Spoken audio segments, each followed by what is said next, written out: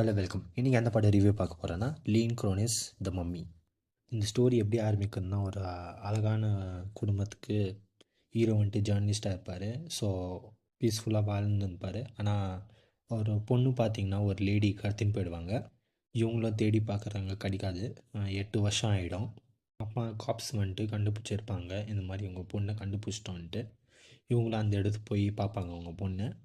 அந்த பொண்ணு பார்த்திங்கன்னா நார்மலாக இருக்காது. கையெல்லாம் ட்ரை ஆகிட்டுக்கும், ஸ்கின் எல்லாம் ட்ரை ஆகிட்டுக்கும். அந்த பொண்ணுக்கு நகம்லாம் பெருசு பெருசாக இருக்கும். அந்த பொண்ணு வந்துட்டு ஒரு மாதிரி அப்நார்மலாக இருக்கும். சரி, இந்த ஹீரோ என்ன பண்ணுறாரு, வீட்டுக்கு இட்டுன்னு போகிறாரு. அதுக்கப்புறம் என்னென்ன ஆச்சுன்னு தான் படத்தோட கதையாக இருக்கும். இந்த படம் வந்துட்டு ஒரு 18+ன்னு சொல்வேன். ஏன்னா முகம் சுளிக்கிறவருக்கு சில சீன்ஸ் எல்லாம் இருக்குது. ரொம்ப பயங்கரமாக காமிச்சிருப்பாங்க. அப்புறமா இந்த படத்தில் கேஸ்டிங் வந்துட்டு ரொம்ப நல்லா பண்ணியிருக்கிறாங்க. இந்த படத்தில் ஜாக் நடிச்சிருக்கிறாரு. அப்புறமா வந்துட்டு நட்டாலி அவங்களும் நடிச்சிருக்கிறாங்க. குத்த ரோல் ரொம்ப நல்லா பண்ணியிருக்கிறாங்க. இந்த படத்தோட மேக்கிங் பார்த்திங்கன்னா ரொம்ப நல்லா பண்ணியிருக்கிறாங்க. படத்தில் மெயினாக விஎஃப்எக்ஸ் வந்துட்டு ரொம்ப நீட் அண்ட் க்ளீனாக இருந்துச்சு. கிளைமேக்ஸும் அதே மாதிரி ரொம்ப நல்லா பண்ணியிருந்தாங்க.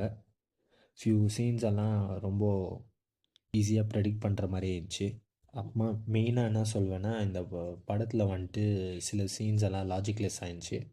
ஏன் அப்படி சொல்கிறேன்னா, ஒரு சீன் எக்ஸாம்பிளுக்கு ஒரு சீன் சொல்கிறேன். ஒரு பொண்ணு அப்நார்மலாக இருக்குது. அந்த பொண்ணை டைரெக்டாக அப்படியே வீட்டுக்கு போவாங்க. ஸோ அந்த சீன்ஸ் எல்லாம் கொஞ்சம் நல்லாவே பண்ணியிருந்துக்கலாம். ஓவரால் பார்த்திங்கன்னா ஒரு ஒன் டைம் வாட்சபிள். மறுபடியும் சொல்கிறேன், இது ஒரு 18+ஆன மூவி.